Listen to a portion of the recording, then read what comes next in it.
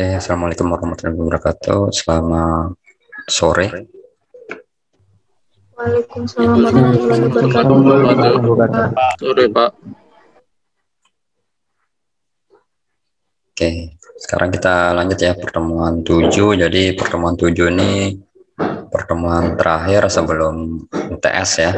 Jadi UTS-nya ya insya Allah minggu depan ya dimulai. Ya, nanti untuk jadwalnya nanti mungkin akan di-share di grup Facebook ya. Ya, kita lanjut aja. Oke, jadi pertemuan 7 ini tentang analisis berorientasi objek ya. Jadi di sini tujuannya itu adalah tujuan dari tahapan ini adalah melakukan analisis ya dengan pendekatan berorientasi non objek dan analisis dengan pendekatan berorientasi objek. Ya, jadi yang akan kita pelajari nanti ini langkah-langkah dalam melakukan analisis ya. Di tahapan analisis, nah kira-kira apa saja yang dilakukan nanti kita akan bahas.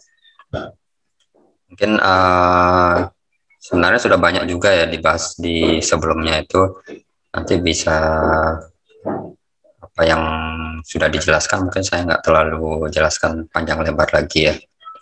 Mungkin yang belum, yang materinya belum pernah dijelaskan ya nanti saya akan jelaskan.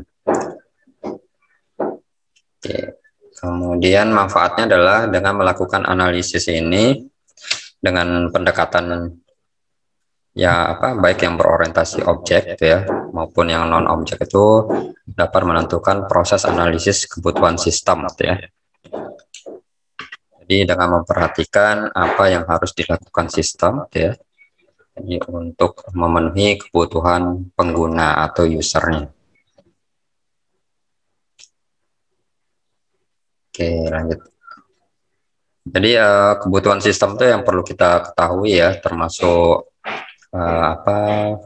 masalah-masalah yang ada di ruang lingkup aplikasi yang akan kita buat itu kita harus tahu masalahnya apa dan kebutuhannya itu ya dari masalah itu kira-kira butuh apa sih gitu ya untuk mendapatkan solusi. Nah, seperti itu ya. Misalnya contohnya bagaimana masalahnya mencetak KRS ya. Nah, kira-kira kebutuhan mencetak KRS itu seperti apa? Nah, kan mencetak KRS ya ada yang di print gitu ya. Nah, bentuk yang di print itu isinya di lembaran kertas itu data-datanya seperti apa saja.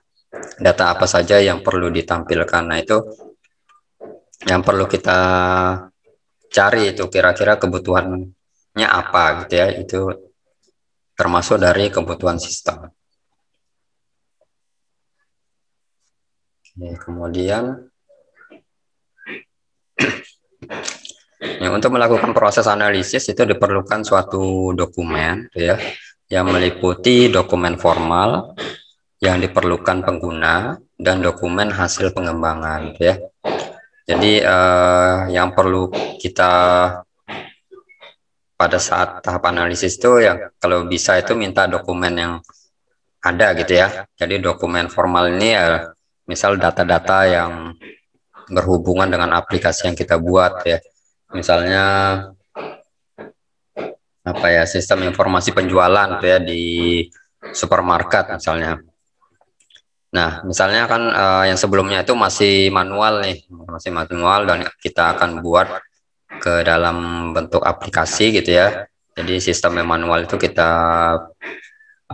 ubah berbasis online misalnya berbasis web atau mobile itu yang mana-mana gitu ya.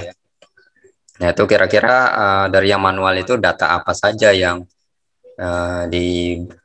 dipunyai oleh mereka gitu ya.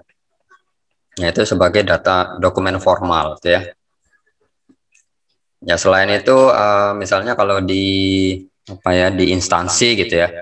Kalau ada misalnya di Dukcapil, nah, bagaimana membuat sistem yang berhubungan dengan pembuatan EKTP misalnya. Nah, itu dokumen apa saja yang diperlukan untuk pembuatan EKTP. Nah, itu perlu didapatkan tuh ya. Jadi kita perlu memintanya ke pengguna gitu ya. Ya, penggunanya ya orang yang tempat ini ya, di lokasi tempat aplikasi itu akan kita simpan gitu ya, kita pasang gitu ya. Ya kalau Dukcapil ya datanya yang minta di Dukcapil ya. Jadi format-formatnya ya harus sesuai dengan milik mereka gitu ya. Jadi jangan ini ya, jadi dokumen formalnya ya jangan, ya kita jangan mengarang gitu ya. Jadi sebaiknya kita minta kira-kira data apa saja yang mereka miliki. Kemudian selanjutnya adalah dokumen hasil pengembangan ya. Jadi dokumen hasil pengembangannya adalah dokumen yang dibuat oleh pengembang sebelumnya gitu ya. Ya seperti tugas besar kalian nanti membuat dokumentasi gitu ya, membuat diagram-diagram itu. Nah, itu dokumen itu yang diminta gitu. Kalau sistem sebelumnya itu sudah ada gitu ya. Cuma pengen dikembangkan oleh kita gitu ya. Nah, itu kita mesti memintanya dokumennya seperti apa. Jadi supaya kita nggak ngotak-ngatik codingannya gitu ya. Jadi kita perlu membaca dokumentasi ya, sekiranya nanti bisa kita pahami kira-kira alur dari aplikasi tersebut seperti apa gitu ya. Jadi cukup dengan membaca dokumentasinya. Jadi kalau kita belajar codingnya ya mungkin akan ini ya, akan pusing lah gitu ya. Karena biasanya codingan itu panjang ya, panjang. Kemudian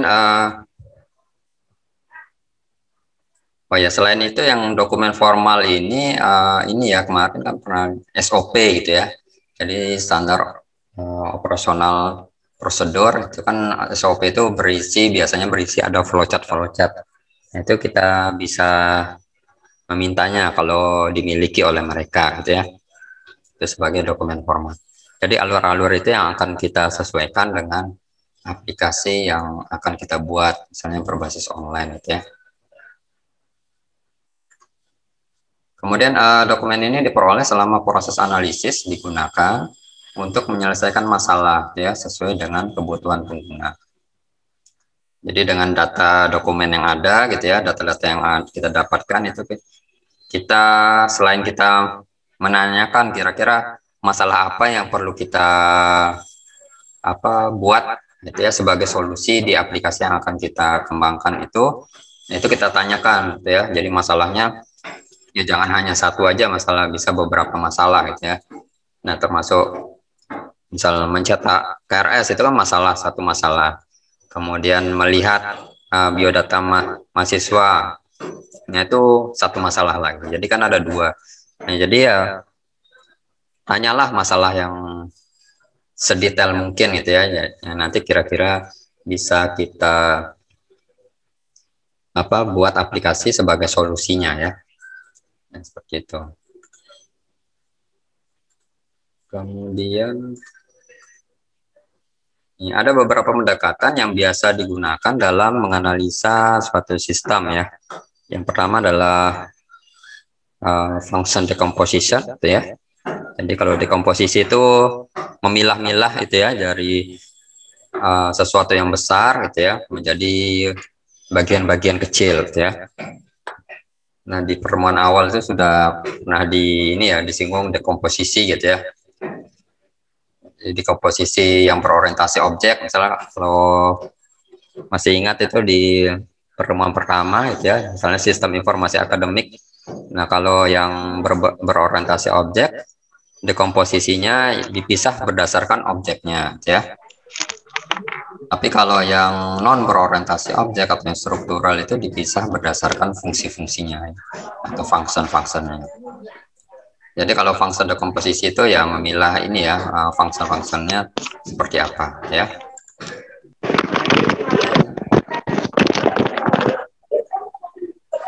Kemudian data flow approach ya. Jadi pendekatan aliran data ya, atau DFD gitu ya. kemudian object oriented, ada information model. Kita lihat satu-satu. Nah, yang pertama adalah pendekatan dekomposisi fungsional, ya. Jadi function decomposition ini sulit dilakukan, ya, karena sifat sistemnya yang mudah berubah, ya. Jadi kalau functionnya sudah, misalnya suatu ada aplikasi gitu ya, sudah jadi di tahun sebelumnya, kemudian kita ingin merubah, ya. Nah, biasanya kalau kita ingin merubah itu ya nanti bisa secara keseluruhan kita ubah gitu ya. Jadi sebagian besar itu bisa kita ubah gitu ya. Jadi ada perubahan gitu maksudnya. Misalnya ada penambahan dari function itu ada, misalnya ada penambahan atribut sebagai parameternya gitu ya. Kemudian ada penambahan model perhitungannya, misalnya rumus perhitungannya seperti apa. Itu nanti ya otomatis kan akan merubah dari awal ya jadi function. Jadi suatu function itu ya akan diubah ya, ya sebagian secara hampir keseluruhan gitu ya, biasanya seperti itu kalau ada perubahan. Nah, ini kalau yang dekomposisi fungsional ini masuk yang non berorientasi objek ya, dekomposisi fungsional. Oleh sebab itu, sistem analis ya, jadi harus dapat menentukan fungsi-fungsi yang memiliki potensi untuk berubah ya. Nah, jadi seorang sistem analis itu ya harus pintar gitu ya. Kira-kira bagian kalau misalnya saya ingin menambahkan, kalau ini yang memiliki aplikasi sebelumnya itu meminta tambahkan nih 5 parameter di ini gitu ya. Nah, jadi otomatis kan sistem analis itu kan harus melihat ya kira-kira function apa saja function mana saja yang perlu diubah gitu ya. Nah, itu seperti itu. Jadi otomatis kan harus ya membaca codingannya, membaca dokumentasinya seperti itu. Jadi kan agak ribet jadinya. Kemudian pendekatan ini digambarkan sebagai berikut. Jadi function dekomposisi itu terdiri dari function, bisa juga di dalamnya subfunction, ya. Kemudian ada function interface, ya. Jadi antar mukanya sekalian. Ya misalnya kalau di bahasa C misalnya, ya meskipun antar mukanya kan ya belum ini ya pakai graphic user interface, ya ya masih tampilan hitam gitu ya, masih di prompt itu. Nah kan function interface-nya ya misalnya pakai perintah printf atau seperti itu ya. Jadi print menampilkan tulisan, misalnya menampilkan silahkan masukkan nilai A gitu ya. Nah kan itu kan sebagai interface-nya ya yang tertampil di layar komputer ya. Kemudian function decomposition ini hanya menghasilkan suatu spesifikasi fungsional ya, yang menentukan subjek secara tidak langsung ya. Nah, kalau kemarin masih ingat subjek kalau yang berhubungan dengan yang ini ya, sistem yang berorientasi objek itu, nah biasanya yang ini ya bisa kita lihat dari ini ya, struktur bisa genspec atau wallpath itu ya. Yang pertama bagian tingkatan paling tinggi gitu ya, misalnya kendaraan. Nah itu kendaraan itu bisa sebagai subjek. Jadi kalau yang berorientasi objek itu langsung fokus ke subjeknya. Tapi kalau function, nah kita kan nggak tahu subjeknya apa sih di dalamnya.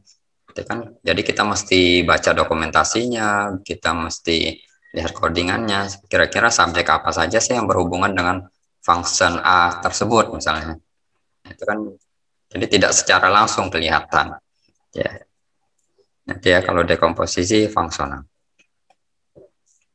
Kemudian yang kedua adalah pendekatan aliran data ya, atau data flow approach. Ini metode lain dari pendekatannya adalah pendekatan terstruktur ya. Jadi terdapat dua strategi yaitu old dan modern ya. Jadi yang lama dan modern gitu ya. Metode lama ini mengikuti alir data yang terjadi dalam sistem ya. Jadi alur proses perubahan data gitu ya.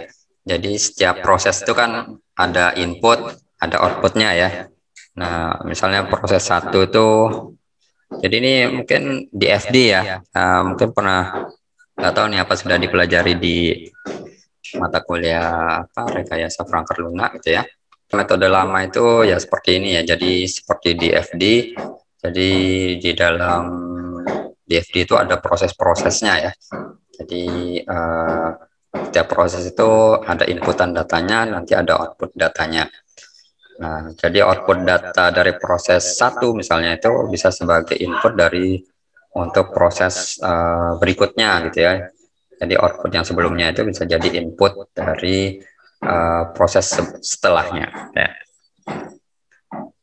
Kemudian kalau yang modern ini adalah pada sebuah lingkaran bubble itu sehingga perlu suatu event. Jadi ada eventnya adalah apa ya, triggernya, pemicunya seperti itu. Jadi suatu proses itu dia akan bekerja jika ada pemicunya, ada data yang masuk itu ya. Nah, dia baru bekerja. Jadi nggak selamanya suatu function itu, misalnya suatu proses itu bekerja terus-menerus setiap detik. Enggak, tapi selama dia tidak mendapatkan inputan data, dia tidak akan memproses apapun gitu ya, seperti itu. Jadi lingkaran bubble ya. Kemudian, nah ini kalau pendekatan ini gambarkan ini yang kalau yang data flow approach ini terdiri dari data dan kontrol gitu ya. Jadi ada data dan kontrol. Jadi kontrol kalau kita bayangkan yang berorientasi objek itu ya metodenya gitu ya. Jadi metode-metodenya. Di alirannya ya, aliran data dan kontrolnya seperti apa. Kemudian ada data dan kontrol transformation-nya. Jadi perubahan data, jadi seperti tadi misalnya ada data yang masuk, nanti kan setelah diproses kan pasti datanya berubah gitu ya. Datanya, outputnya berubah. Jadi nggak sama seperti data di awal gitu ya. Nah, misalnya saya gambarkan ini.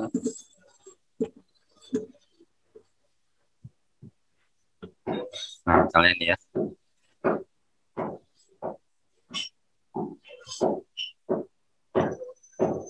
Misalnya ada inputan gitu ya. Jadi ada input.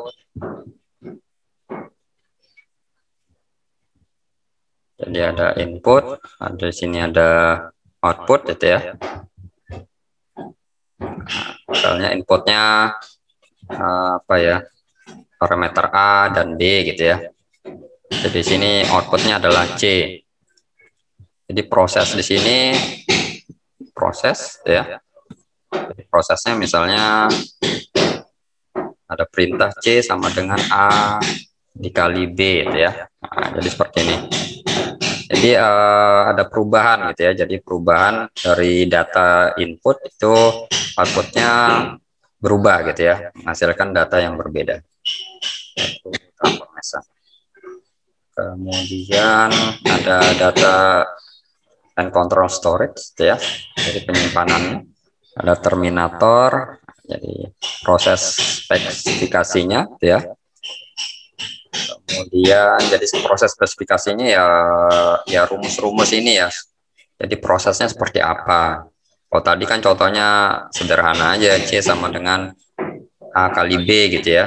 Nah itu sangat sederhana. Tapi kalau nanti menggunakan algoritma tertentu, misalnya jaringan saraf tiruan atau jaringan genetika, nah itu prosesnya bisa sangat ini ya, sangat kompleks sekali ya. Jadi banyak rumus-rumus yang ada di dalam setiap proses. Kemudian ada data dictionary, ini adalah ini ya, kumpulan dari data-datanya ya. Misalnya inputnya apa, outputnya apa, seperti itu.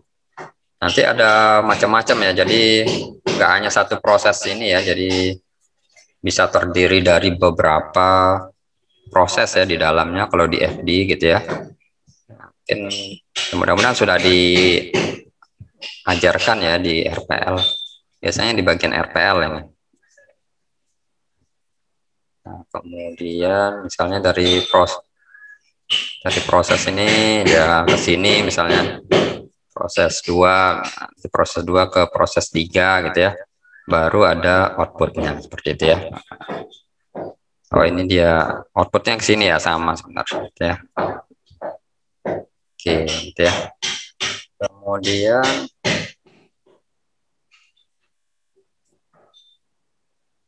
ini saya hapus. Nah, kemudian yang ini berikutnya adalah pendekatan pemodelan informasi gitu ya. Jadi pemodelan yang utama adalah diagram hubungan entitas. Nah, jadi kalau pemodelan informasi ini, kalau sudah belajar sistem basis data itu IRD-nya gitu ya, IRD-nya. Jadi IRD itu terdapat ada banyak entitas gitu ya di dalamnya. Jadi IRD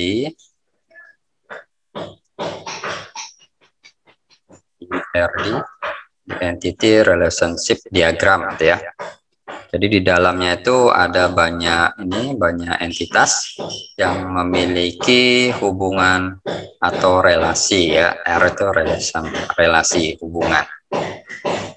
Pendekatan ini digambarkan sebagai berikut. Jadi ada objeknya. Jadi objek ini ya sebagai entitasnya gitu ya. Jadi ada entitas mahasiswa, ada entitas dosen. Nah, itu objek bisa dianggap sebagai objek mahasiswa, objek dosen gitu ya. Kemudian ada atributnya gitu ya. Nah, objeknya ya, kayak mahasiswa punya atribut gitu ya, dosen punya atribut juga. Kemudian ada relasinya. Ya, jadi relasinya ya hubungannya gitu ya. Nah, kalau entitas kan gini ya, kotak gini ya. Kemudian ya, misalnya saya kasih contoh 2 aja gitu ya, 2 entitas. Kemudian dia ada relasinya. Ini ada misalnya mahasiswa gitu ya. Kemudian ada dosen.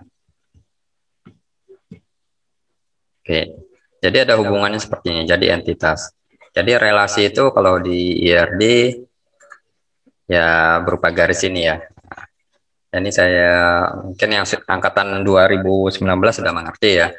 Ini kan, tapi berhubung ada yang angkatan 2020 yang belum belajar sistem basis data, ya gambarannya seperti inilah gitu ya, IRD. Jadi kalau nanti di aplikasi ya biasanya banyak ya entitas-entitasnya atau objeknya yang memiliki relasi gitu ya. Kemudian ini ada relasi, kemudian ada supertype, ada subtype. Jadi di IRD itu bisa berbentuk supertype, jadi atau subtype ya, bentuknya seperti generalisasi specification gitu ya. Jadi berupa bisa diturunkan itu ya. Misalnya entitas mahasiswa di sini, entitas mahasiswa itu saya buat kotak. Mahasiswa di sini misalnya dibagi 2 gitu ya. Ada mahasiswa baru gitu ya. Mahasiswa baru. Dan nanti ada mahasiswa lama gitu ya. Nah, ini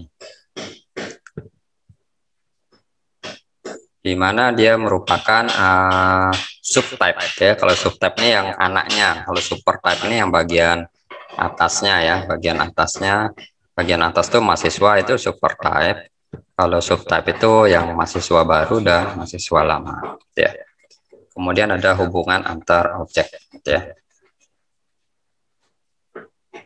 Jadi gitu ya, jadi di dalam IRD itu ada ini ya, terdiri dari objek, ada atributnya, ada relasi, ada supertype. Jadi supertype atau subtype ini nggak mesti ada gitu ya. Kalau bisa dibuat ya dibuat, kalau tidak bisa dibuat ya nggak usah dipaksakan gitu ya dibuat seperti itu. Kemudian strategi yang baru itu memetakan problem domain ke dalam objek dalam model gitu ya. Jadi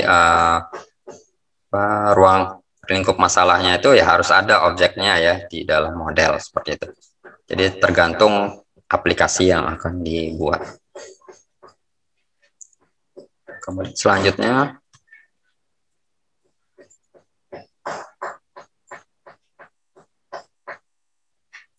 kemudian yang berikutnya, yang ini yang berorientasi objek. Kalau yang tadi itu masih belum termasuk berorientasi objek ya. Jadi yang sekarang yang berorientasi objek. Jadi pada pendekatan ini yang akan kita bahas nanti ada 3 gitu ya. Dasar analisis berorientasi objek, ada prinsip analisis berorientasi objek, dan pendekatan analisis berorientasi objek ya. Kita lihat dulu yang pertama, dasar analisis berorientasi objek. Jadi kita lihat dulu istilahnya ya, problem. Jadi suatu problemnya adalah suatu isu ya, atau masalah, atau pertanyaan yang membutuhkan suatu penyelesaian atau solusi ya, atau jawaban atau perhatian tuh ya, yang kira-kira bisa kita selesaikan oleh aplikasi yang kita buat gitu ya. Kemudian domain ya, domainnya adalah ruang lingkup suatu kegiatan atau pengaruhnya seperti itu. Jadi ya ruang lingkupnya gitu ya, jadi lingkungannya. Aplikasi misalnya sistem informasi akademik itu domainnya di mana? Domainnya adalah di kampus atau universitas gitu. Itu adalah domain. Kalau kita gabung, istilah problem domain itu adalah ruang lingkup usaha penyelesaian masalah yang perlu diperhatikan gitu ya.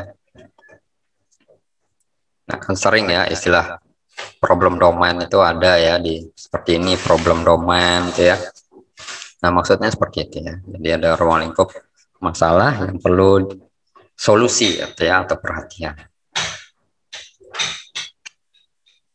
Kemudian bagian-bagian dalam yang metode berorientasi objek ini harus ada ini ya, harus ada kelas dan objek gitu ya. Jadi kelas itu nanti objeknya sebagai bentuk instansiasi gitu ya. Nah, misalnya kelas mahasiswa, objeknya adalah mahasiswa 1, mahasiswa 2, mahasiswa 3, dan seterusnya ya, yang memiliki identitas berbeda-beda, jadi nilai atributnya berbeda-beda. Kemudian ada inheritance atau pewarisan gitu ya. Jadi kalau pewarisan, kalau nggak ada pewarisan ya nggak masalah gitu ya, jangan ya seperti tadi, jangan dipaksa juga dibuat pewarisan kalau tidak ada. Kemudian communication with message ya, jadi ada komunikasi yang berupa pesan ya, antar kelas ya.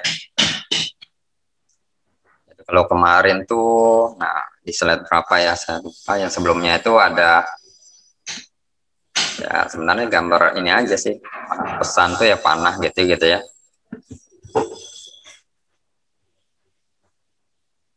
Misalnya ada apa kemarin, kalau nggak salah itu ada contoh STNK gitu ya. Nah, jadi proses ada metode perhitungan perhitungan pajak gitu ya. Nah, itu kan butuh data dari pemiliknya sama kendaraan gitu ya. Jadi ini misalnya kelas pemilik gitu ya, kelas kendaraan, ada kelas STNK misalnya, perpanjangan metodenya ya perpanjangan STNK misalnya. Nah, itu jadi untuk perpanjangan STNK ini dia mengirim pesan ke kelas pemilik, jadi supaya tahu pemiliknya siapa, jadi data-data pemiliknya didapat gitu ya. Kemudian ada kelas kendaraan, jadi supaya pemilik ini punya kendaraan apa gitu ya, jenis apa, tipe apa, seperti itu. Jadi data kendaraan itu diminta di kelas kendaraan. Ya, seperti ini ya. Jadi contoh ya seperti inilah contoh kelas diagram gitu ya. Nah, jadi contoh sederhana, jumlah kelasnya cuma 3 gitu ya. Biasanya lebih dari 3 ya.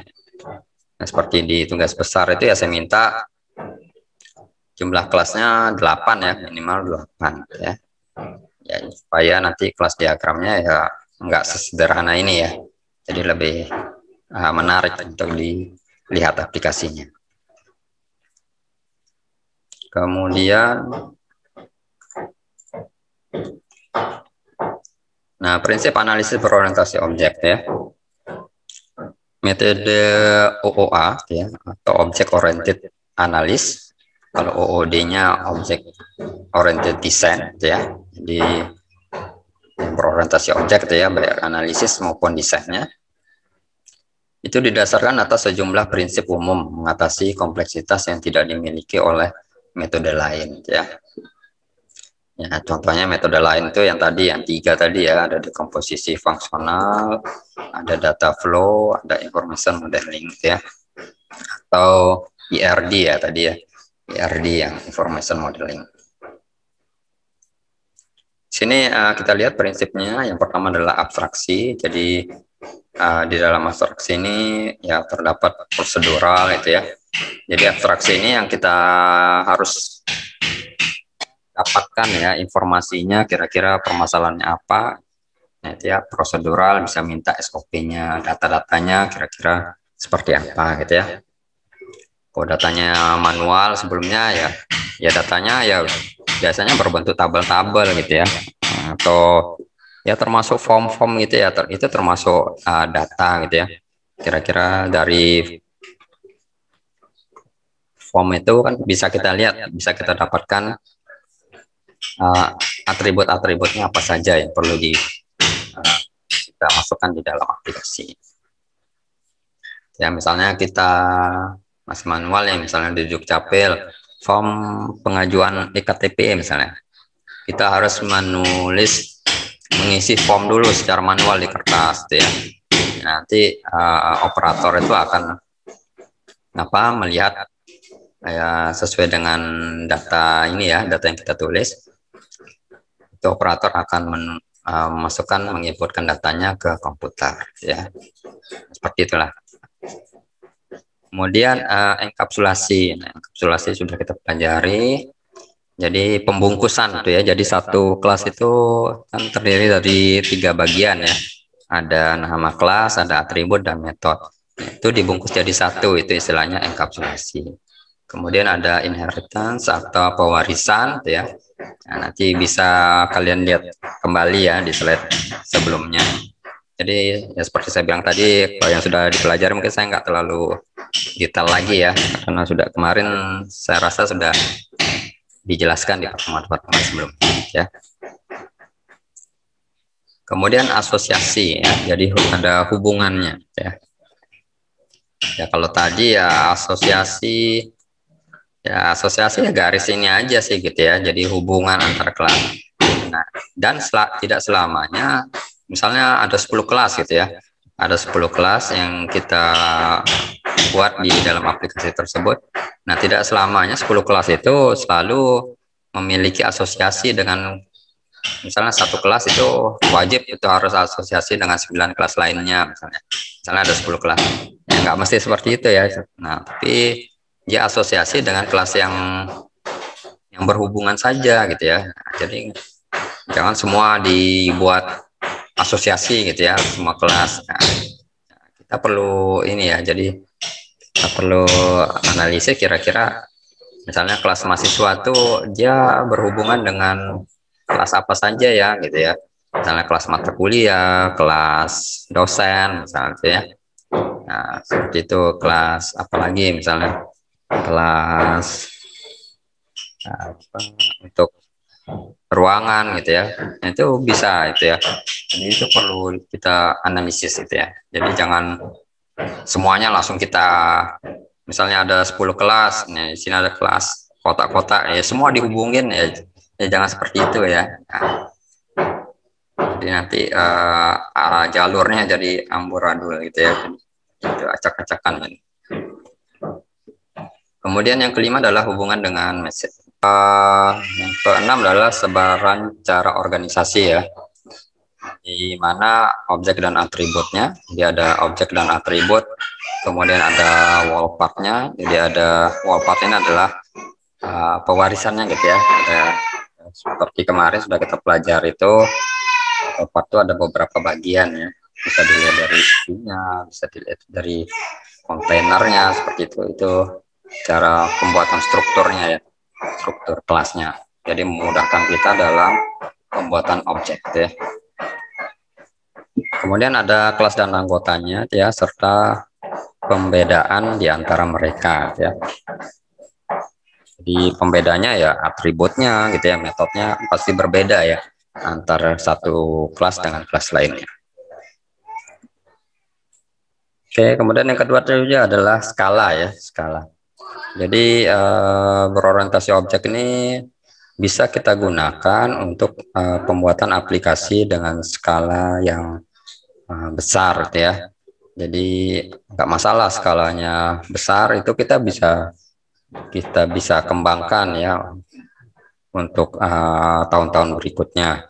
Ya berbeda seperti yang fungsional. Kalau fungsional kita kembangkan atau skalanya semakin besar, kan kita mesti pelajari lagi ya function-functionnya seperti apa, penulisan codingannya seperti apa kalau yang function ya.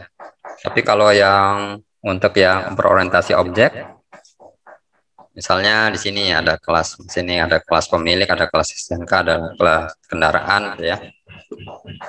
Misalnya dari kelas pemilik ini ditambahkan beberapa metode gitu ya, metode yang baru gitu ya. Atau ya function yang baru gitu ya, metode yang baru. Nah itu nggak kesusahan gitu ya. Jadi kalau pemilik jadi fokus ke objeknya. Jadi misalnya mahasiswa, misalnya kita tambahkan metode baru gitu ya. Misalnya apa ya, chat dengan pembimbing akademik. Nah itu metode baru ya. Nah, itu jadi fokus ke kelas mahasiswa. Nah, kalau nanti ada penambahan metode baru di kelas pemilik ya fokus ke kelas pemilik. Kalau penambahan di STNK ya fokus di kelas STNK. Jadi nggak perlu kita perhatikan kelas pemilik atau kelas kendaraan. Ya, jadi fokus ke apa objeknya gitu ya, subjeknya apa. Nah, itu yang enaknya itu ya. Jadi semakin kompleks ya nggak masalah. Ada perubahan, ada pengurangan metode itu ya nggak masalah gitu ya. Jadi lebih mudah kita deteksi kira-kira di bagian ini loh yang harus kita tambahkan metodenya atau kita hapus metodenya gitu ya. Jadi nggak perlu nggak masalah kalau skalanya semakin kompleks. Kemudian kategori kelakuan ya, kelakuannya ya perilaku atau metodenya gitu ya. Jadi ada yang menyebabkan langsung berubah gitu ya, penyebab langsung. Nah, misalnya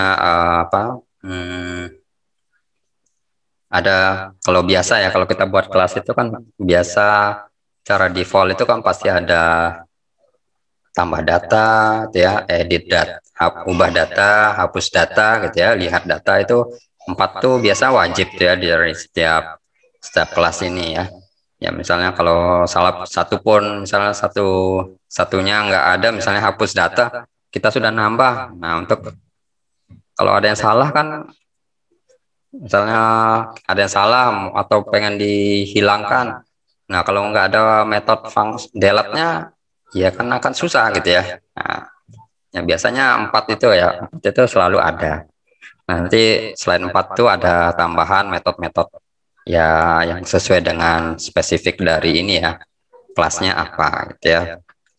Itu tambah data ya langsung ke dari kelas itu ya, jadi diproses. Kemudian perubahan sejalan waktu ya. Kemudian ada kesamaan function. Jadi perubahan sejalan waktu ini ya mungkin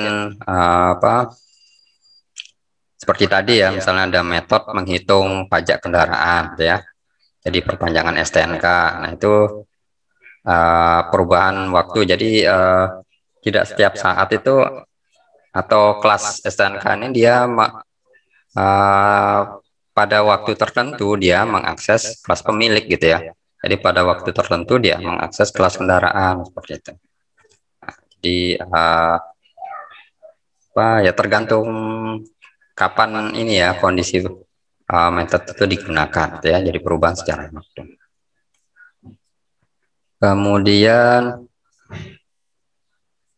pendekatan analisis berorientasi objek ya. Saya hapus dulu.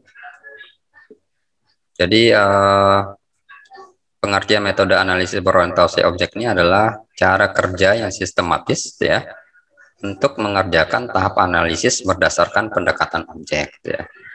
Nah, nanti kita lihat ada beberapa metode ya. Jadi ada penemunya, ada 4 metode. Nanti kita ada 4 metode gitu ya. Jadi bukan metode yang di kelas. Metode yang ya bisa kalian gunakan nantinya pada tahap analisis ya. Jadi ada kumpulan aturan-aturan tertentu yang harus diikuti untuk menyelesaikan pekerjaan analisis tersebut.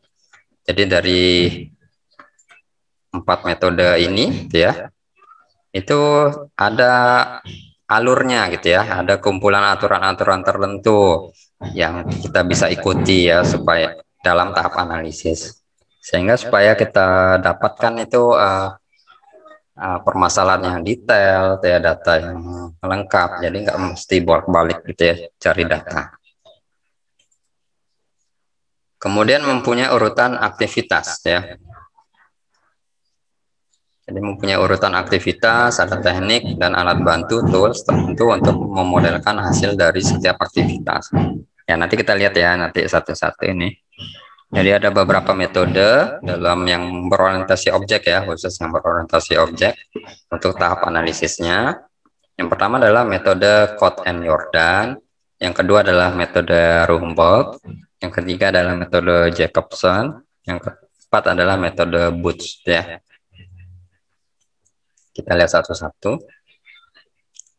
Metode Codd and Jordan ya, jadi ya sesuai dengan namanya ini ya, nama penemunya gitu ya, ada Peter Codd dan Edward Jordan ya. Jadi ditemukan pada tahun 1990. Metodenya itu kita ya dikenal gitu ya, dikenal dengan istilah Object Oriented Analysis ya, analisis ya, OOA.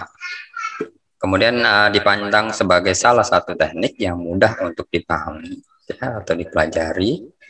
Notasi modelnya relatif sederhana karena didasarkan pada struktur fisik dunia nyata ya.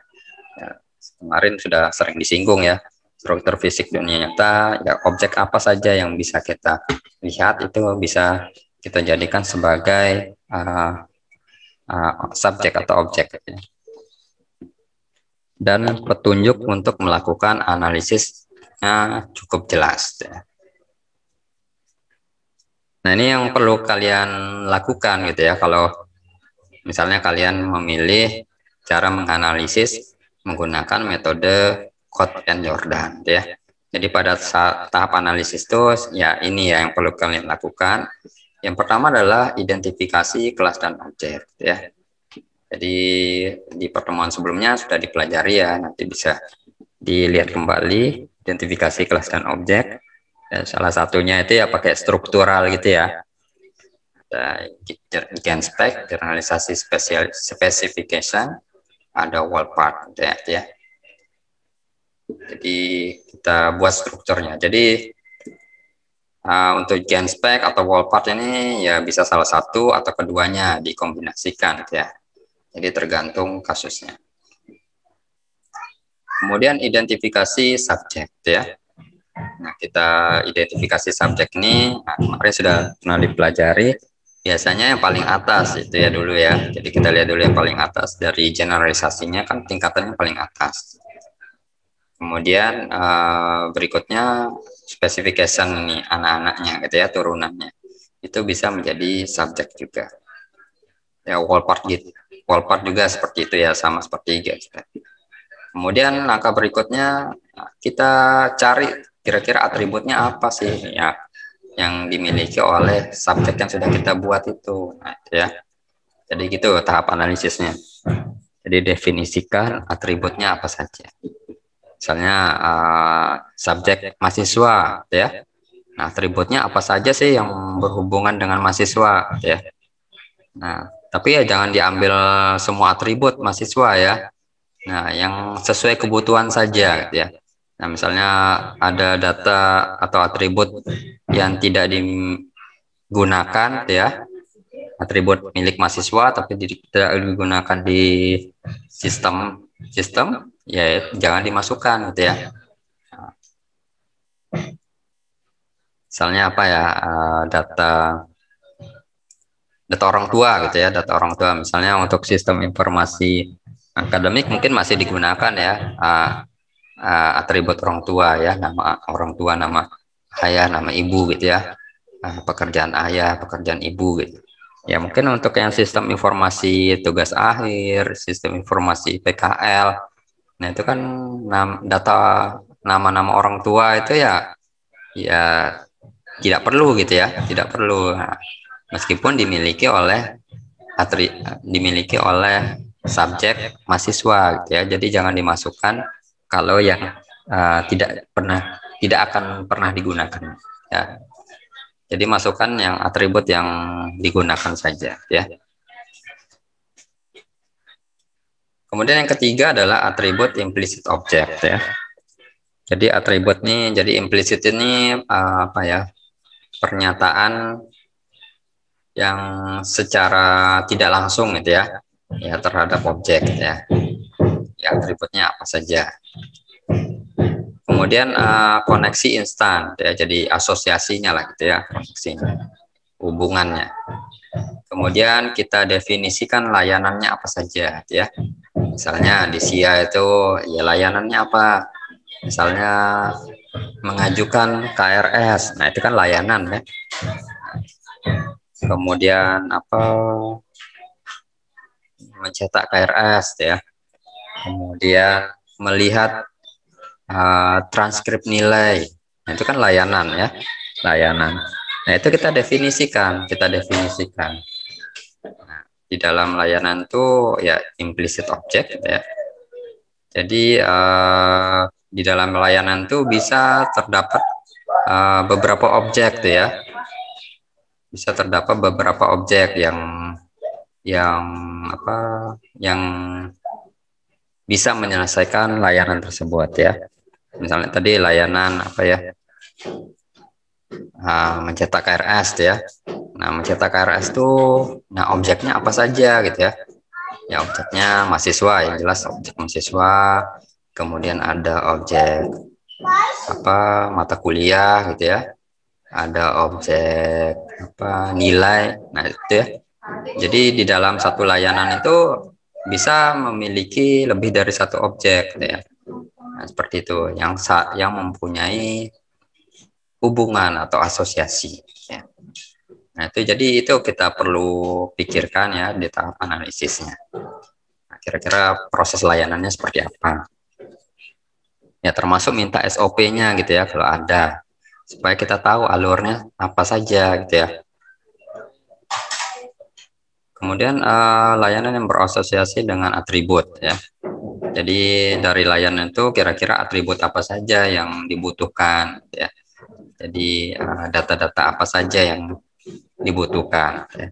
Dan tadi mencetak KRS ya, atributnya apa saja, misalnya nama mahasiswa, ada prodi apa, angkatan berapa gitu ya, kemudian IPK-nya berapa, kemudian daftar mata kuliahnya apa saja yang diambil gitu ya. Nah itu sebagai atribut ya layanan. Kemudian layanan yang berasosiasi dengan message connection seperti tadi ya, yang message ini jadi mengirim pesan gitu ya. Jadi suatu objek itu mengirim pesan, meminta untuk diproses gitu ya. Misalnya tadi ini objek STNK mengirim pesan ke pemilik gitu ya. Nah, misalnya meminta data pemilik. Nah, itu seperti itu, nanti kelas pemilik ini akan memproses mengirimkan data pemilik ke STNK. Gitu ya. Itu ini yang metode Codd and Jordan yang perlu dilakukan pada tahap analisis ya.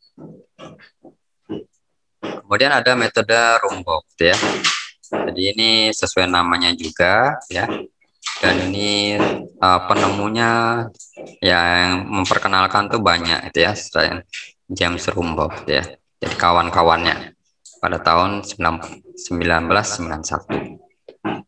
Kemudian metodenya kita kenal dengan Object Modeling Technique ya, OMT, yang dapat digunakan baik untuk analisis maupun desain. Jadi sekalian gitu ya. Jadi nggak hanya kalau metode Rumbaugh ini nggak hanya tahap analisis, tapi sekalian untuk desainnya ya. Kemudian selain model-model fisik dari objek, ya, pendekatan analisis dilakukan juga untuk model-model dinamik dan model fungsional. Ya, kemarin sudah kita pelajari untuk hubungan antara model dinamik, model fungsional, dan model objek ya. Kemarin ya di slide berapa ya, saya lupa juga. Pertemuan kedua kalau nggak salah itu. Ya, jadi ada hubungannya ya, model dinamik, model fungsional, ada model objek, ada operasi, ada atribut ya. Jadi ada hubungannya, nanti bisa dilihat kembali ya. Kemudian tahapannya yang harus dilakukan di metode Rumborg ini adalah kita tentukan ruang lingkup masalahnya apa ya. Jadi ya di mana dulu fokusnya kemana, misalnya SIA gitu ya. Jadi kalau SIA ya fokus ke kampus apa gitu ya. Ya jangan menganggap semua kampus sama gitu ya. Untuk sistem informasi akademiknya biasanya beda tempat ya beda gitu ya, beda alurnya gitu. Kemudian yang kedua adalah buat model objeknya ya. Nah, kita di mana di dalam pembuatan model objek itu kita identifikasi kelas yang kira-kira relevan ya dengan permasalahan yang ada gitu ya. Jadi kira-kira kelas apa saja yang sesuai dengan permasalahan ya. Jadi di SIA itu ada kelas mahasiswa, ada kelas dosen, kelas mata kuliah gitu ya. Nah, kalau ada kelas apa misalnya kelas pembayar, kelas apa ya, UKT gitu ya, misalnya kelas UKT ya mungkin nggak sesuai gitu ya kalau di SIA gitu ya. Nah, yaitu ya sesuai, harus relevan. Kemudian definisikan atribut dan asosiasinya. Jadi kita tentukan atributnya dan hubungannya seperti apa. Kemudian definisikan keterkaitan link antar kelas dan objeknya ya. Jadi ya seperti tadi hubungan antar kelas itu ya berupa garis saja sih. Ya, tapi jangan dihubungkan semuanya ya. Jadi semua kelas tuh wajib dihubungkan satu garis enggak seperti itu ya. Tapi kita lihat seperti apa sih keterkaitannya. Kemudian organisasikan kelas objek dengan menggunakan pewarisan. Gitu ya. Jadi kalau bisa berbentuk pewarisan ya bagus gitu ya. Supaya fungsi pewarisan ini kita nggak perlu menulis lagi nama metode yang sama, nama atribut yang sama di kelas yang berbeda gitu ya. Jadi nggak perlu kita tulis berulang-ulang kali gitu ya. Cukup kita pakai sifat pewarisan, nanti tinggal diambil dari kelas yang memiliki atribut atau metode tersebut ya. Kemudian yang ketiga adalah buat model dinamik ya. Jadi di sini yang pertama kalau model dinamik yang kemarin sudah kita pelajari itu, nanti kita pelajari untuk UML-nya itu diagram sekuensial ya, sekuensial diagram ya.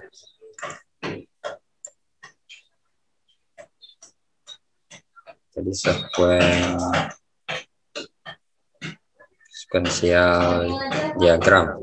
Untuk membuat model dinamik ini yang kita pelajari dulu ya di materi sebelumnya itu adalah diagram sekuensial ya, sekuensial diagram. Nanti kita untuk gambarnya kita pelajari nanti setelah UTS ya. Di sini model dinamik itu namanya dinamis gitu ya. Jadi bisa berubah-ubah tergantung ada eventnya, ada triggernya gitu ya. Nah, eventnya atau triggernya yang memicu suatu metode itu bekerja gitu ya. Ya mirip seperti ini ya di FD ya, di FD. Jadi kalau di yang berorientasi objek di dokumentasinya nggak ada di gambar di FD ya. Nah, tapi diganti dengan sequence diagram ya. Itu kita siapkan skenario ya, skenarionya. Jadi misalnya login ya, yang sederhana aja lah gitu ya, login. Nah, login, nanti skenarionya ngapain ya? Skenarionya menginputkan username dan password ya. Nah, kemudian kan setelah itu kan kita ada proses berikutnya ya. Nah, kita nggak tahu sebenarnya di dalamnya itu ada proses validasi. ada pencocokan dengan database, apakah user yang dituliskan ini yang ingin masuk ini sudah terdaftar nggak di database gitu ya. Nah, jadi kalau sudah terdaftar, nah pada saat login itu nanti dia akan dialihkan ke misalnya ke bagian beranda atau home gitu ya, home suatu aplikasi. Tapi kalau dia gagal, nah dia akan dikembalikan ke bagian login kembali gitu ya, ke halaman login kembali. Nah, itu kita siapkan skenario seperti itu ya. Misalnya kalau tambah data ya. Nah, skenario-nya seperti apa? Nah, misalnya diklik tombol tambah data misalnya. Ya, halaman tambah data gitu ya, di halaman muncul dulu, nanti tulis dulu ya di bagian-bagiannya, bagian-bagian formnya. Nah, kalau ada bagian, nah setelah terisi misalnya, nah nanti ada tombol tambah data. Nah, tambah data itu, nah metode berikutnya apa? Nah, itu kan sebagai event ya, trigger. Kita klik tombol tambah data, nanti ada proses di dalamnya, yaitu menyimpan data tersebut ke database ya, sesuai dengan entitasnya atau tabelnya seperti apa. Misalnya yang diinputkan tambah datanya adalah data mahasiswa, yang disimpan di tabel mahasiswa itu ya, jangan di tabel dosen seperti itu. Nanti ya disesuaikan. Jadi ada proses di dalamnya. Kemudian, nah itu ya contoh skenario ya, skenario. Jadi setiap alur itu ada skenarionya gitu ya. Nah, dari awal sampai selesai itu ya. Jadi skenarionya jangan terpotong gitu ya. Jadi sampai selesai. Jadi kalau kita mau flowchart ya dari start sampai end gitu ya. Jadi jangan sampai terpotong. Kemudian kita definisikan kejadiannya, eventnya apa saja gitu ya. Dan buat penelusurannya untuk setiap skenario gitu ya. Jadi ya pemicunya seperti tadi ya, eventnya misal tadi tombol masukkan username dan password, kemudian eventnya klik tombol login gitu ya misalnya, atau tombol batal seperti itu. Nah, dia kemana gitu ya, nah, itu event-event. Kemudian bangun diagram alir kejadian ya, jadi dibuat sequence diagramnya ya. Event flow diagram ini sama seperti sequence diagram. Kemudian buat diagram keadaannya, jadi ada state diagram dari kelas apa saja sih yang ada di dalam diagram tersebut. Kemudian keempat adalah buat model fungsional sistem ya. Jadi identifikasi masukan dan keluarannya ya. Jadi data-data sebagai inputannya kita identifikasi nanti seperti tadi ya. Data inputannya itu ada data A dan B, nanti keluarannya data C. Nah, itu kita identifikasi. Nah, semua proses itu kita identifikasi. Kemudian gunakan diagram alir data untuk merepresentasikan aliran transformasinya ya. Jadi ini kalau di sini digambarkan di FD-nya ya. Jadi aliran data kalau menggunakan metode Rumbo ya. Kemudian buat spesifikasi proses untuk setiap fungsinya ya. Jadi dibuat prosesnya secara spesifik gitu ya. Nah, jadi proses kalau kita buat function kan seperti belajar di Alpro gitu ya. Nah, di dalamnya kan pasti ada proses ya. Prosesnya ya rumus sederhana misalnya C sama dengan A kali B. Nah, itu ya. Nah, itu dibuat spesifikasinya seperti apa gitu ya. Jadi A itu harus seperti apa gitu ya. B itu harus seperti apa begitu. Itu harus kita tulis secara spesifik. Kemudian hapus. Oke, kemudian ada metode Jacobson ya. Nah, ini ya sesuai namanya juga, Ivan Jacobson ya. Untuk metodenya namanya adalah Object Oriented Software Engineering ya. Atau OOSE ya. Jadi dibuat pada tahun 1992. Kemudian merupakan versi yang juga sederhana dari metode berorientasi objek ya. Di sini sudut pandang atau fokus analisisnya ditekankan pada use case ya. Jadi use case ini adalah deskripsi atau skenario yang menggambarkan bagaimana pemakai berinteraksi dengan produk atau sistem gitu ya yang akan dikembangkan. Nah, nanti kita pelajari di UML, nanti istilahnya adalah use case diagram ya. Jadi ya gambaran singkat aja lah gini. Jadi ada aktornya gitu ya. Jadi ada aktor. Nah, misalnya ini aktor ya. Nanti aktor ini, nah misalnya apa ya? Ini aja lah yang kalian tahu, mahasiswa gitu ya. Oke, bentar. Nah, aktornya mahasiswa gitu ya. Nah, mahasiswa itu dia bisa ngapain gitu ya. Nah, dia bisa ngapain aja. Nah, itu digambarkan di dalam use case diagram. Nah, gitu ya. Dia bisa login, dia bisa mengisi KRS, dia bisa melihat IPK gitu ya, IPK-nya sendiri gitu ya. Kemudian dia bisa melihat mata kuliah yang diajukan ya. Ya, pada saat mengisi KRS kan bisa melihat ya mata kuliah dari semester 1 sampai akhir, mata kuliah apa saja yang aktif, yang tidak aktif, seperti itu kan. Nah, itu nanti dibuat di dalam use case diagram gitu ya. Ya, nanti untuk spesifiknya untuk use case diagram nanti kita belajar di bagian UML ya. Kemudian nah, ini tahapannya ya. Tahapannya yang pertama adalah identifikasi pemakai sistem dan semua tanggung jawabnya ya. Nah, pemakai sistem ini ya usernya gitu ya. Ini usernya. Nah, tanggung jawab ini apa saja sih yang dia kerjakan gitu ya. Itu adalah tanggung jawab dari user. Misalnya tadi mencetak KRS ya. Nah, itu semua ya digambarkan di dalam use case diagram ya. Kemudian yang kedua adalah buat model kebutuhannya ya. Buat model kebutuhannya. Di sini kita definisikan aktornya siapa saja dan tanggung jawabnya apa saja ya. Nah, kalau di SIA ya aktornya orang ya, orang yang menggunakan aplikasi gitu ya. Jadi tidak selamanya kelas itu bisa sebagai aktor gitu ya. Nah, jadi kan ada kelas mahasiswa, ada kelas dosen, nah itu bisa sebagai aktor.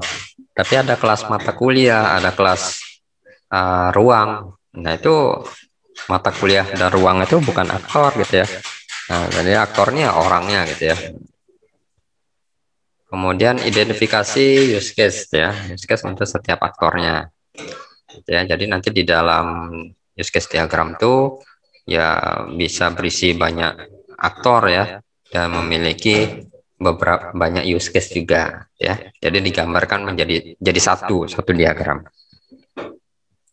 Kemudian inisialisasi gambaran sistem objek dan hubungannya ya. Atau ya asos hubungannya tuh ya, relasi. Ya seperti inilah gitu ya. Tadi gambarnya ya ini ya gambaran hubungannya, garis ini seperti ini gitu ya. Nanti ada istilah include dan extend ya, nanti kita pelajari di use case diagram.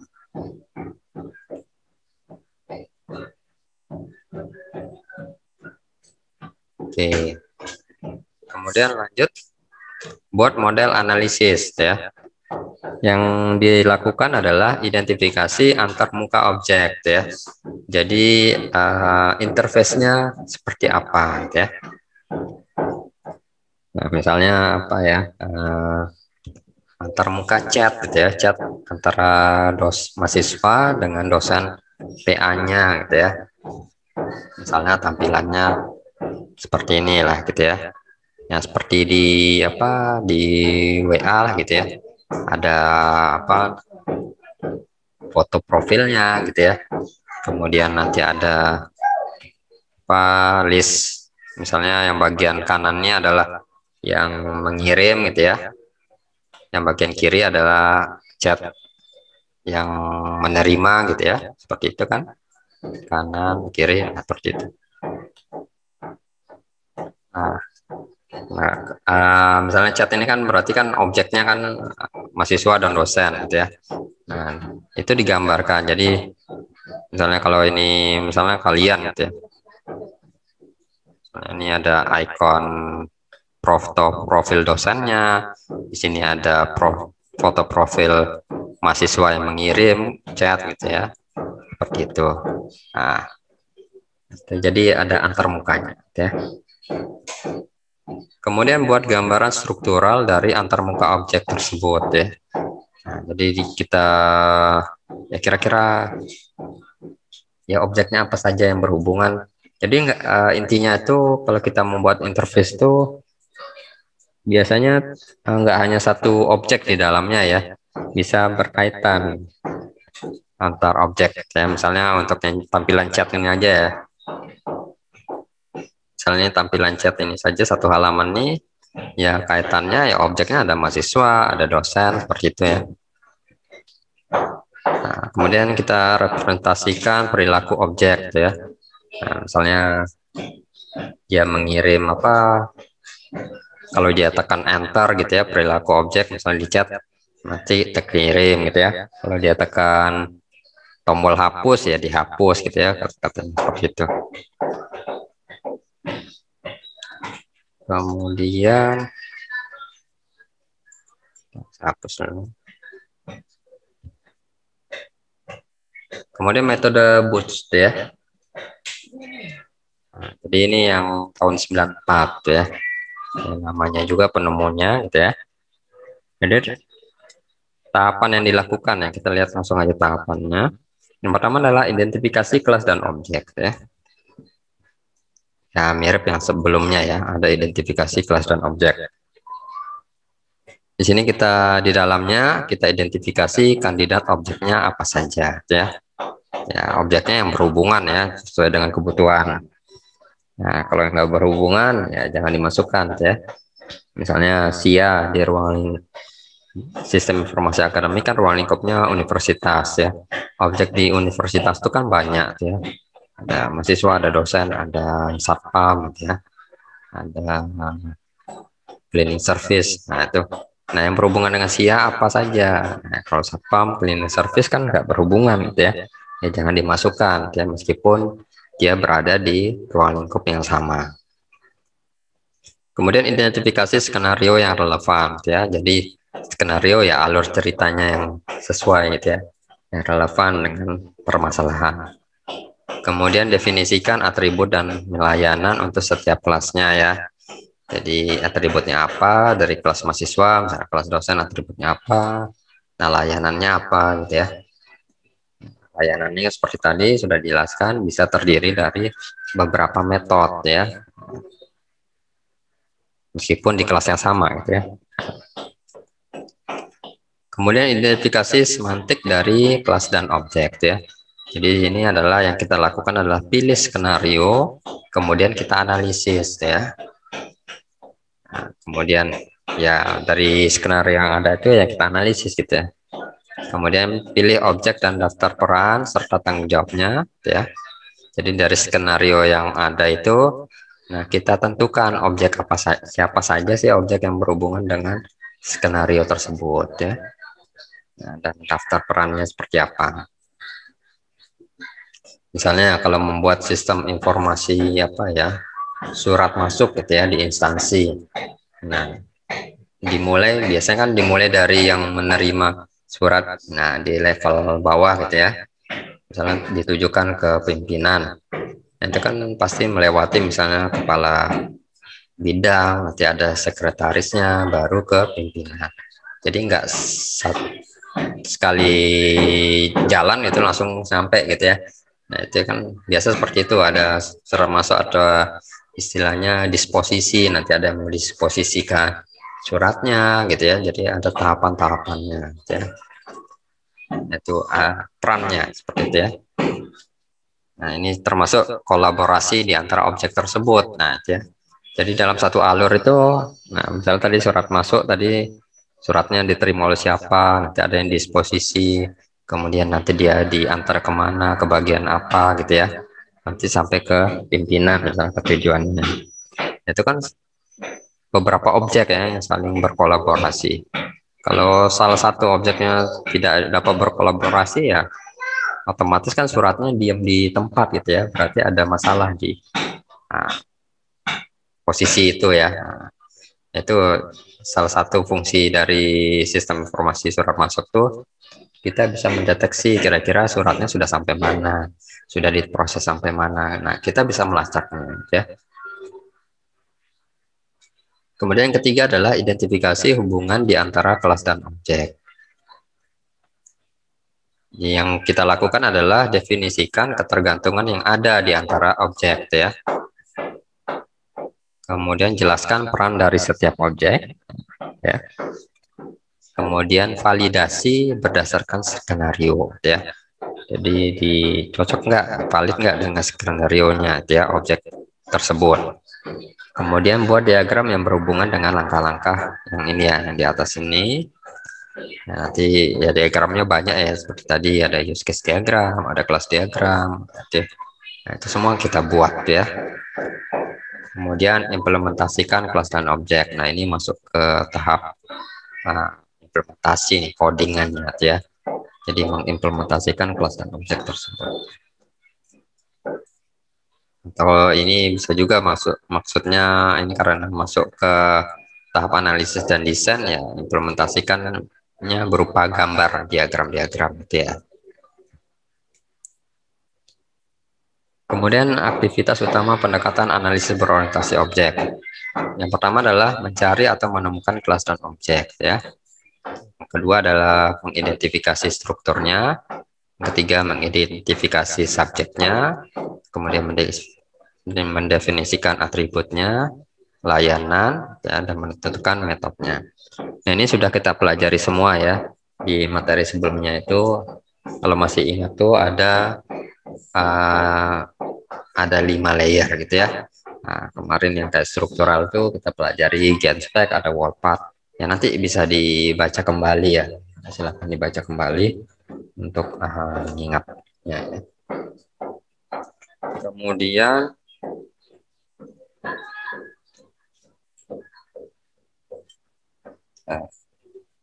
Kemudian tentukan kebutuhan pemakai untuk sistem berorientasi objek ya.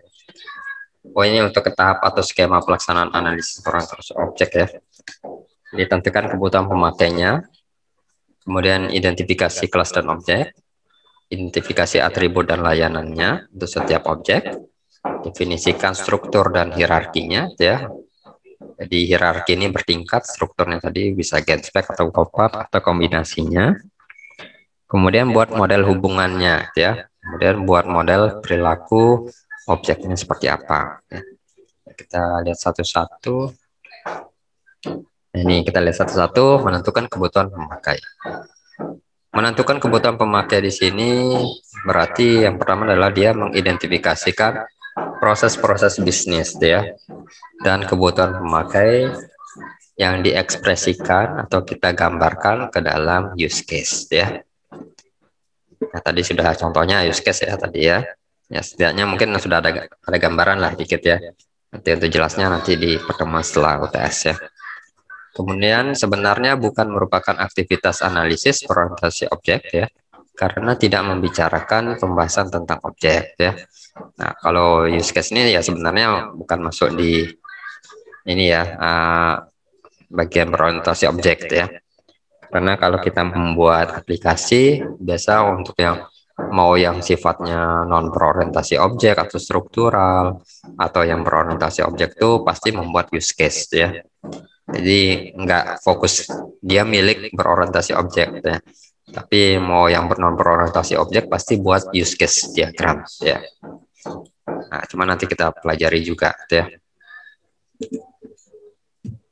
Kemudian diperlukan karena dapat menjelaskan aktivitas apa saja yang dikerjakan oleh sistem ya, dan menjelaskan juga perilaku dari komponen-komponen sistem ya. Jadi seperti tadi use case itu aktor mahasiswa. Nah, jadi kita bisa melihat aktivitasnya yang dikerjakan. Misalnya mahasiswa login ya, mahasiswa bisa login. Mahasiswa bisa mencetak KRS, mahasiswa bisa melihat IPK-nya ya, mahasiswa bisa melakukan chat dengan dosen pembimbing akademiknya. Itu ya. Nah, itu yang bisa kita lihat tuh, aktivitas-aktivitasnya seperti apa. Ada diagram tertentu yang dapat merepresentasikan model kebutuhan dari use case ya. Nanti kita ya diagramnya nantilah kita lihat di pertemuan berikutnya ya. Kemudian yang berikutnya adalah identifikasi kelas dan objek. Di sini mengidentifikasi kelas-kelas dan objek itu berarti eksplisit pada pernyataan masalah. Jadi eksplisit ini pernyataan gitu ya, yang harus jelas gitu ya, kira-kira masalahnya apa gitu ya. Jadi pengungkapan pernyataannya harus jelas. Nah, jadi masalahnya harus jelas. Kalau implisit itu boleh tidak jelas ya, samar-samar gitu ya. Jadi yang penting ada informasi ya, ada pernyataan ya. Nah, misal implisit pada lingkup aplikasi gitu ya, atau pengetahuan atas lingkup aplikasi ya. Misalnya kita pernyataan, oh di dalam lingkup aplikasi itu ada kelas-kelas ini loh gitu ya.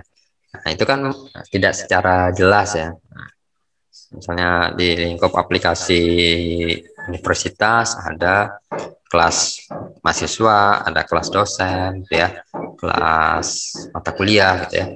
Nah, itu kan pernyataan yang belum lengkap gitu ya, belum selengkap eksplisit. Nah, karena di dalamnya kan ada kelas mahasiswa, itu kan tidak dijelaskan dia punya metode apa saja, apa yang dilakukan oleh kelas tersebut. Nah, itu kan kalau sampai menjelaskan seperti itu kan sudah detail itu ya, sudah eksplisit. Sampai alur-alurnya itu ya sudah semakin detail. Kemudian kelas dan objek itu dapat diidentifikasi dari entitas eksternal yang memproduksi dan memakai informasi yang akan digunakan oleh sistem ya, berbasis komputer. Jadi pada dasarnya biasanya kadang-kadang saya kalau membuat kelas dan objek itu saya lihat dari entitas, dari IRD ya. Jadi IRD itu karena entitas itu bisa juga dianggap sebagai kelas dan objek ya. Misalnya IRD tadi ada IRD sistem informasi akademik, ada entitas mahasiswa, ada entitas dosen. Nah, itu kan bisa kita anggap sebagai kelas juga ya, kelas mahasiswa, kelas dosen, seperti itu. Kemudian sesuatu yang merupakan bagian dari wilayah informasi dari permasalahan kejadian, misalnya prosedur operasional atau SOP itu ya, yang muncul dalam lingkup operasional sistem. Jadi kita ya, kalau ada SOP-nya diminta, kalau tidak ada ya kita mesti menanyakan ya, kira-kira alurnya seperti apa ya dari awal sampai akhir. Nah, jadi dari suatu aktivitas itu seperti itu ya. Jadi harus kita dapatkan informasi tersebut ya. Kemudian peran yang dimainkan oleh orang-orang yang berinteraksi dengan sistem. Nah, ini aktornya memiliki peran apa saja ya. Misalnya di SIA tadi aktornya ada mahasiswa, ada dosen. Nah, perannya kan pasti berbeda antara mahasiswa dengan dosen ya. Itu. Misalnya mahasiswa perannya mengajukan KRS. Nah, kalau dosen perannya apa? Bisa menerima KRS yang diajukan atau menolak KRS ya. Seperti itu. Kemudian unit organisasi yang relevan dengan aplikasi ya. Jadi disesuaikan dengan unit organisasinya. Kalau tingkat prodi ya prodi gitu ya. Kalau tingkat universitas ya disesuaikan ya tingkat universitas. Kemudian tempat yang menentukan ruang lingkup masalah dan seluruh fungsi dari sistem ya. Jadi tempat ruang lingkup masalahnya ya apa tadi ya prodi, universitas gitu ya. Itu kita tentukan. Kemudian struktur yang mendefinisikan kelas dari objek ya dan hubungannya ya. Ya bisa pakai genspec atau wallpath ya. Kemudian abaikan kelas dan objek yang tidak tepat ya. Misalnya ada redundan gitu ya. Jadi ulang-ulang gitu ya. itu tidak bagus ya. Kemudian tidak relevan, tidak sesuai dengan permasalahan ya. Mungkin lebih tepat berupa atribut ya. Misalnya sebelumnya ada kelas alamat tuh, ditulis kelas alamat. Mungkin lebih tepat alamat dijadikan atribut ya dari kelas yang lainnya. Nah, seperti itu. Nah, mungkin lebih tepat sebagai operasi gitu ya. Itu bisa juga seperti itu. Jadi ya perlu kita pikirkan gitu ya, kita identifikasi. Kemudian identifikasi atribut dan layanan. Mengidentifikasi atribut dan layanan yang terkait untuk setiap atribut tersebut ya. Jadi, seperti tadi saya bilang, kalau layanan itu bisa memiliki di dalamnya ya, bisa memiliki hubungan dari beberapa objek ya. Jadi nggak mesti satu objek. Kemudian selain itu ya karena tidak melebihi dari satu objek, ya pasti atributnya berbeda-beda ya tergantung objeknya. Kemudian atribut diidentifikasi dari elemen-elemen data yang dapat menggambarkan atau mencirikan sebuah objek secara utuh ya. Jadi kemudian layanan diidentifikasi dari perilaku spesifik ya yang dapat menunjukkan peran dan tanggung jawab suatu objek ya. Jadi kadang-kadang nah kalau kita nanti ada gambar diagram activity ya. Diagram activity itu misalnya proses alurnya itu ya nggak mesti dari satu aktor gitu ya. Jadi bisa melewati beberapa aktor gitu ya. Misalnya apa ya? Pengajuan lembar pengesahan ya, tugas akhir gitu ya misalnya. Itu kan aktornya banyak tuh ya. Jadi ya, pengajuan lembar pengesahan lembar tugas akhir. Misalnya sudah selesai sidang gitu ya. Kan diajukan misalnya minta tanda tangan gitu ya. Nah, tanda tangan ada dosen. Nah, dosennya kan ada dosen pembimbing gitu ya, ada dosen penguji gitu ya.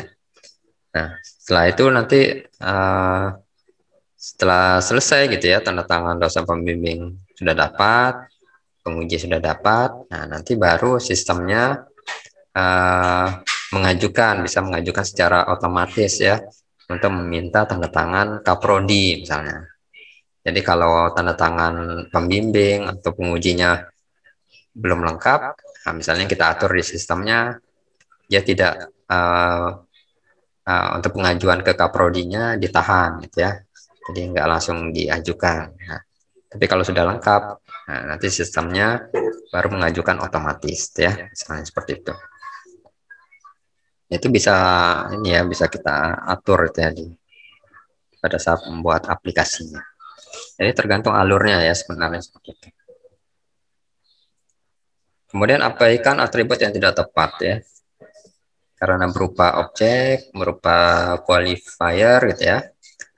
Kemudian berupa nama, kemudian berupa identifier pada implementasi gitu ya. Nyatakan status internal objek, itu perlu dipikirkan ya. Tapi saya rasa kalau untuk menentukan atribut tuh ya nggak terlalu rumit juga gitu ya. Sebenarnya kalau kita kayak minta formulir dari kertas itu kan bisa terlihat ya atribut-atributnya apa saja. Jadi sepertinya kalau menurut saya sih nggak terlalu ribet gitu ya untuk menentukan atribut. Biasanya ya kalian nanti ya pasti bisa lah gitu ya, anggapan saya seperti itu. Kemudian definisi struktur dan hierarki ya.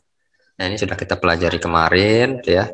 Ada gen spec, generalisasi specification, ada wall part ya, atau part of sama aja gitu ya. Jadi nanti bisa dilihat kembali ya di materi sebelumnya. Nanti di dalamnya tuh ya ini juga mengatur dan menyederhanakan objek-objek menjadi kelas-kelas objek ya, melalui konsep agregasi dan pewarisan ya. Pewarisan sudah kita pelajari juga. Agregasi nanti kita pelajari ya. Sebenarnya ini agregasi ini Suatu kelas itu dia ada kalau ada kelas tertentu gitu ya. Misalnya kelas prodi gitu ya. Kelas prodi dia akan ada jika ada kelas universitas gitu ya. Nah, kalau kelas universitasnya tidak ada, ya kan berarti kan tidak ada kampusnya ya. Berarti kan prodinya tidak ada. Seperti itulah agregasi itu ya. Jadi ada hubungan keterkaitan antar kelas. Kemudian buat model hubungan objek ya. Mendefinisikan hubungan objek atau asosiasi itu ya berarti bisa dari ini ya, lokasi fisik atau penempatannya, bisa aksi terarahnya. Jadi ada tadi ya, ada misalnya suatu metode outputnya apa, nanti setelah metode tersebut mengeluarkan output, nanti dia beraksi nanti ya, mengirim ke metode berikutnya gitu ya, seperti itu. Jadi ada aksi terarah untuk metode yang kedua gitu ya, nanti untuk proses selanjutnya. Biasa seperti itu ya kalau nanti pakai algoritma gitu ya. Nah, ada tahapan satu dari algoritma A gitu ya. Nanti outputnya nanti sebagai input dari tahapan kedua gitu ya. Nah, dan seterusnya. Jadi terarah. Gitu. Kemudian asosiasi bisa komunikasi gitu ya. Bisa kepemilikan atau pemenuhan kondisi gitu ya. Kalau umumnya itu ya asosiasi gambar garis lurus saja gitu ya. Seperti itu bisa. Nah, seperti ini asosiasi garis lurus ini aja sih gitu ya. Nah, jadi antaranya kelas ada country, ada city gitu ya. Nah, asosiasi ya seperti di sistem basis data ada kardinalitas gitu ya, ada multiplicity, ada sifatnya satu ke satu, ya one to one, ada satu ke banyak ya, dan banyak ke banyak ya. Nah, kalau satu ke satu, nah misalnya nih ada asosiasi, nah country, jadi satu negara gitu ya. Jadi ibu kotanya satu kota gitu ya. Nah, jadi tidak mungkin satu negara punya ibu kota sebanyak dua kota gitu ya. Nah, misalnya negara Indonesia ibu kotanya Jakarta dan Mataram, nah, nggak mungkin kan seperti itu. Tapi ibu kota Indonesia ibu kotanya adalah Jakarta gitu ya. Nah, satu ke satu. Nah, untuk menentukan satu ke satu ya kita analisis sendiri ya. Kira-kira seperti apa hubungannya asosiasi.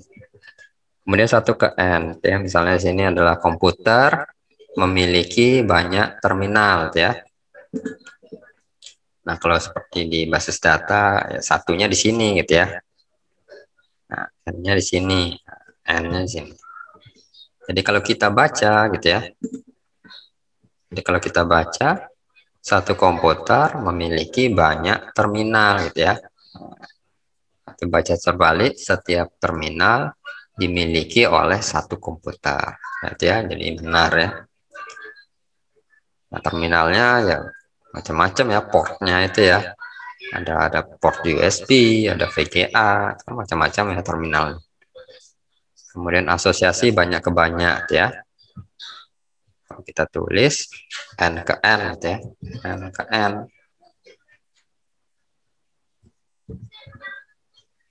Nah, ini kalau kita baca nilai garis gitu ya. Jadi banyak garis gitu ya.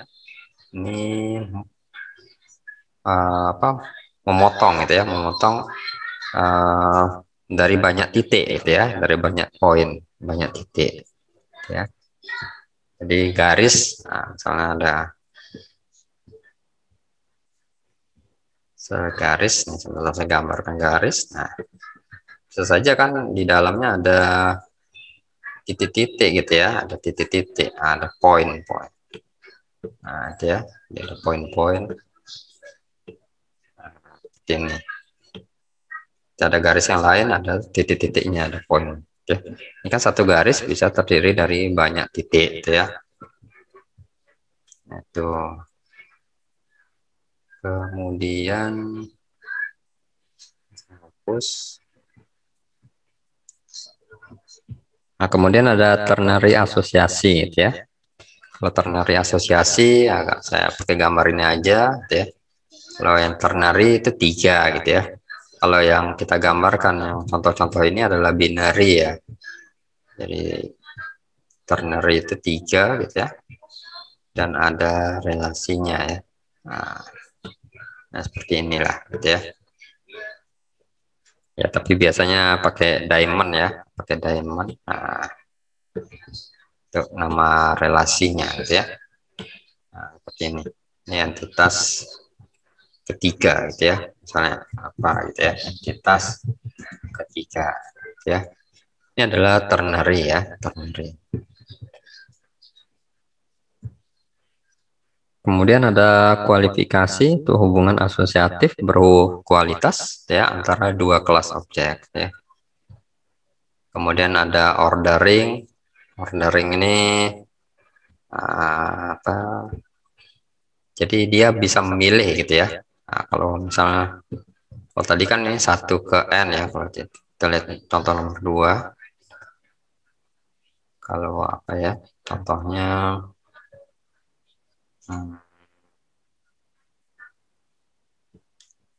misalnya sini aja nih. Saya hapus dulu. Misalnya ada apa pegawai gitu ya, pegawai ya. Kemudian ada entitas anak gitu ya, anak.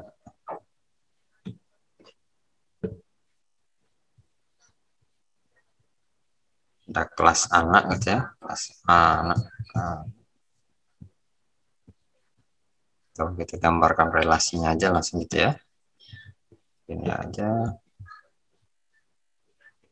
Tunjangan gitu ya, tunjangan. Nah, tunjangan. Nah, kalau yang ordering ini jadi nggak banyak gitu ya. Jadi n-nya itu tergantung kita kasih batasan gitu ya. Punya batasan.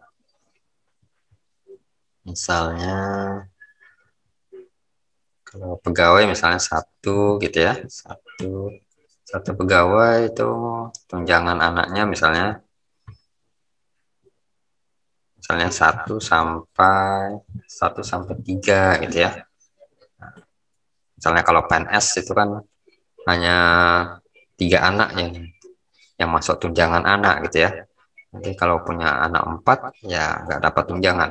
Nah itu ya. Itu jadi kita penulisannya benar ini 1,3 ya pakai koma gitu ya. Atau titik-titik gitu ya. Bisa seperti ini. Jadi minimal 1, maksimal 3 gitu ya. Maksimal 1, minimal 1, maksimal 3. Nah, ini contoh ya yang ordering. Kemudian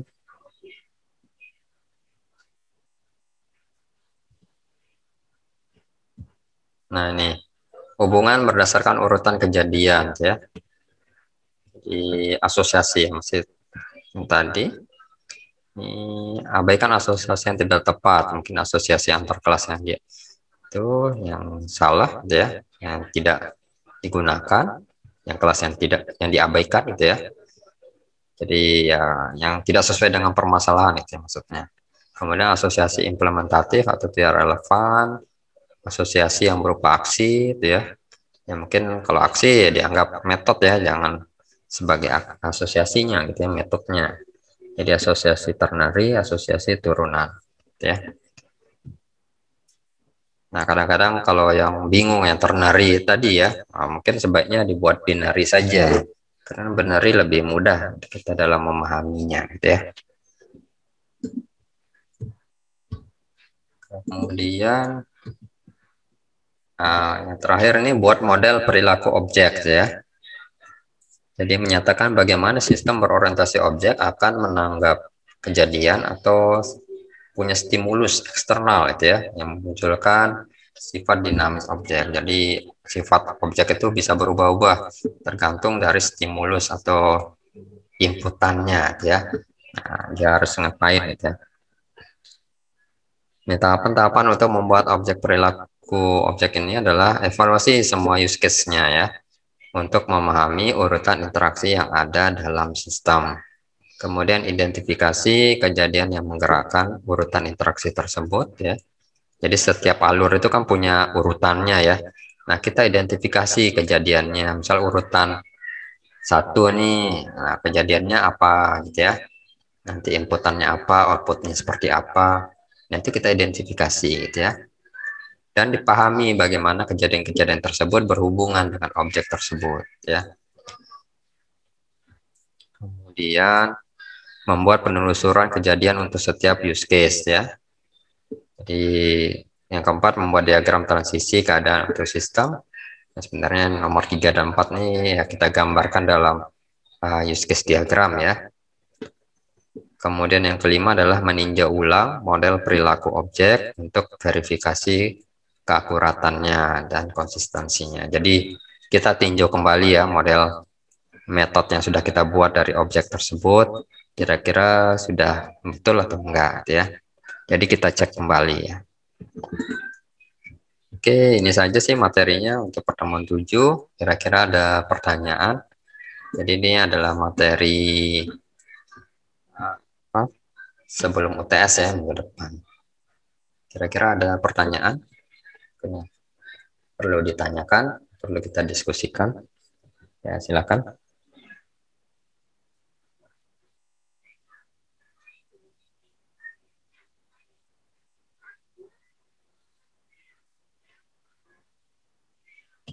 Gimana? Nggak ada? Oke, kalau nggak ada, ya silahkan dipersiapkan ya. Untuk ujiannya, UTS-nya minggu depan ya. Ya, materinya dari pertemuan 1 sampai 7 ya. Untuk soalnya ya sifatnya online ya, online di Beraja. Untuk bentuk soalnya belum tahu ya. Nah, saya belum buat soal juga itu. Ya, mungkin nanti bisa isai, bisa pilihan ganda, ya seperti itulah ya. Kira-kira seperti itu. Karena kita masih teori gitu ya. Oke, kalau nggak ada, saya cukupkan sekian ya. Terima kasih atas kehadirannya. Selamat belajar ya. Semoga nilainya bagus ya. Oke, assalamualaikum warahmatullahi wabarakatuh. Selamat sore. Sore, Pak. Waalaikumsalam warahmatullahi wabarakatuh. Terima kasih banyak, Pak. Ya, sama-sama. Bye-bye. To change your